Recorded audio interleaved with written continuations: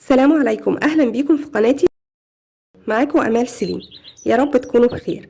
هنعمل النهاردة مع بعض الخبز الجميل ده. هنعمله بطريقة حلوة جدا وطريقة جديدة بإذن الله تعجبكم. ده خبز الفراخ والجبنة. خبز مشبع وطعمه جميل جدا ومميز. زي ما انتوا شايفين شكل الفراخ والجبنة من جوه عامل ازاي، وهو نفسه هش وحلو قوي. مش عاوزة اطول عليكم، ويلا نشوف هنعمل خبز الفراخ والجبنة ازاي. واتمنى تعملوا لايك للفيديو، ولو اول مرة تدخلوا القناة ياريت تشتركوا فيها وتفعلوا زر الجرس علشان توصلكوا كل وصفاتي.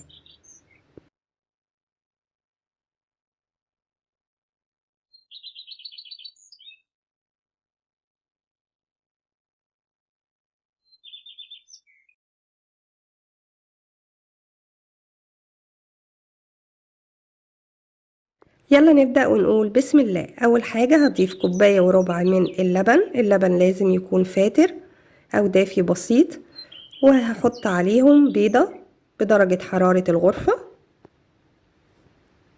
وانا هقولك عملت ايه بالظبط زي ما هتشوفي معايا، وهقولك الامثل تعملي ايه.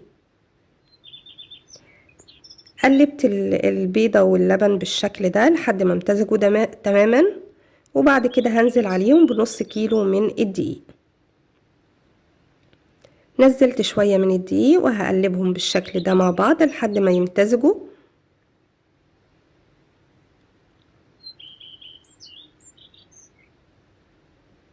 وبعد كده نزلت باقي الدقيق وهحط عليه باقي المكونات الجافة. حطيت على الكمية دي معلقة صغيرة من الملح. وهقولك دلوقتي الامثل ان احنا دايما انا بعمل ان انا بحط اللبن والبيضة وبحط عليهم معلقة من السكر ومعلقة من الخميرة، وبسيبهم حوالي 5 دقايق او 10 دقايق لحد ما يتفاعلوا مع بعض. الخطوة دي بتكون حلوة عشان بتتأكدي ان الخميرة بتاعتك اشتغلت معاكي. بس انا ما عملتش كده النهاردة لان البيضة كانت لسه مش بدرجة حرارة الغرفة تماما، فما حبيتش انزل عليها الخميرة وهي لسه ما خدتش درجة حرارة الغرفة. فحطيت الخميرة والسكر والملح مع المكونات الجافة ونزلتهم على اللبن والبيض. انا ضفت على الدقيق زي ما انت شايفة كده معلقة كبيرة من السكر ومعلقة كبيرة من الخميرة، وطبعا كنا حاطين معلقة صغيرة من الملح، وقلبتهم كويس جدا. وبعد كده هبتدي اعجن. طبعا بتدي نفس النتيجة، بس دايما لما بنحط الخميرة الاول مع المادة السائلة بنتأكد ان الخميرة بتاعتنا كويسة وشغالة.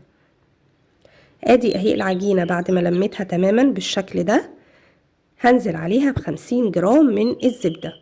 الزبدة برضو بدرجة حرارة الغرفة زي ما انت شايفة ناعمة كده ازاي، عشان اقدر اعجنها بسهولة مع العجينة.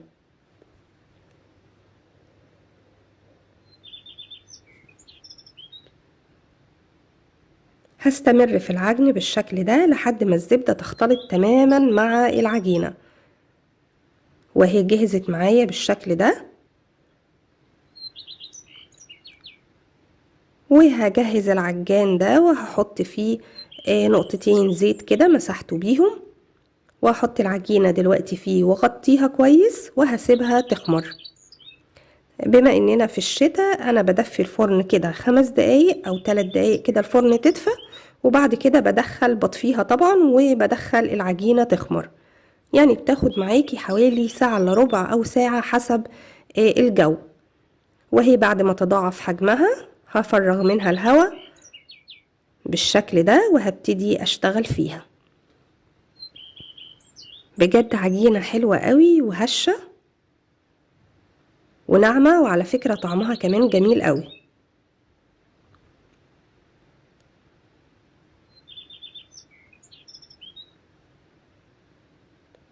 دلوقتي انا هقسمها نصين وابتدي اشتغل في كل نص لوحده.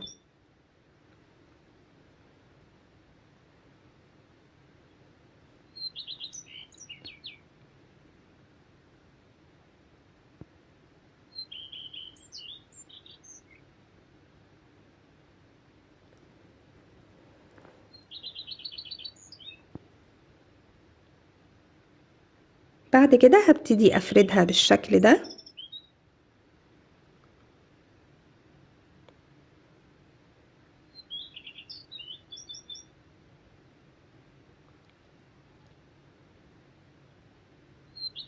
زي ما انتوا شايفين بتتفرد معايا بكل سهولة لانها خمرت كويس، يعني مش هتلاقيها تمط معاكي او ترجع تاني بعد ما تفرديها. وتفرديها لحد ما توصلي للسمك اللي انت شايفاه ده. السمك ده اقل شوية من السنتي. وبعد كده بتقطعيها مربعات صغيرة. بعد كده بتجهزي قالب او صينية او اي حاجة عندك وتحطي فيها المربعات من العجينة اللي احنا عملناها دي. القالب طبعا بتدهنيه كويس الاول بالزبدة عشان ما يلزقش معاكي، وكمان لو حطيتي فيه ورق زبدة كمان بيطلع بسهولة اكتر. دي بقى قطع من الفراخ صغيرة، يا دوب كنت حاطه ملح مش اكتر من الملح، وسخنت طاسة كويس ونزلتها عليها شوية شوية عشان تطلع معاكي جوسي وطرية وما تنزلش ميتها. ودي كمية من الجبنة، اي نوع جبنة بتحبيه، جبنة تشيدر او جبنة رومي. وبترصي قطع الفراخ على مربعات العجين بالشكل ده وعليها جزء من الجبنة، وترجعي ترصي باقي العجين بالشكل ده برضو وتحطي طبقة كمان من الفراخ بنفس الطريقة لحد ما تخلصي كل كمية العجين بتاعتك.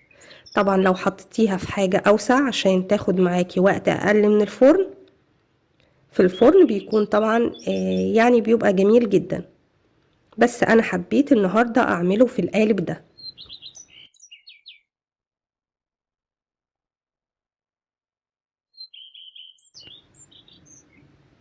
فيعني ده اختيار يرجعلك.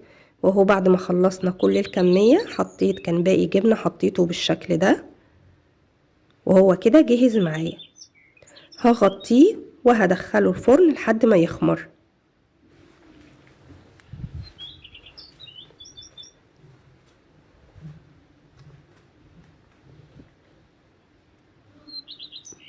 بعد ما يتضاعف الحجم بالشكل ده هيكون جهز معايا.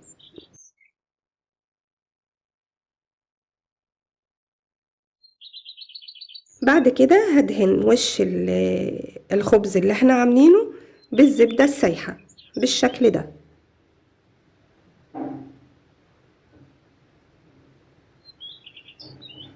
وكده ده جهز معايا تماما، وهدخله الفرن. لازم اكون مسخنة الفرن كويس جدا، وقعد معايا حوالي ساعة الا ربع. طبعا ازيد او اقل ده حسب الفرن بتاعتك. بياخد اللون اللي انتوا شايفينه ده وبيكون استوى تماما. اول ما بيطلع برضو بندهنه بالزبدة السايحة وبيكون جاهز معايا. طعمه في منتهى الروعة، وعايزة اقول لكم ان خبز جميل جدا، ويعني بتحسيه كده مشبع. هيعجبكم جدا، وانا بالنسبة لي عجب الاولاد وكانوا بياكلوه في العشاء، محتاجوش بصراحة حاجة جنبه. طعمه حلو ومميز وفكرته حلوة قوي، يا ريت تجربوه وتسيبولي رأيكم في الكومنتات.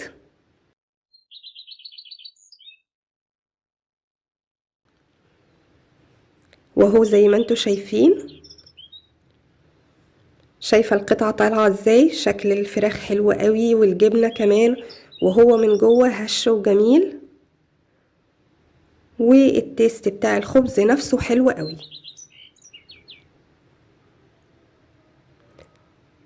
اتمنى تجربوه، ويا ريت لو عجبكم الفيديو النهاردة تعملوا لايك للفيديو، ولو اول مرة تدخلوا قناتي يا ريت تساعدوني بالاشتراك في القناة وتفعلوا زر الجرس علشان توصلكوا كل وصفاتي. بحبكم في الله. امال سليم.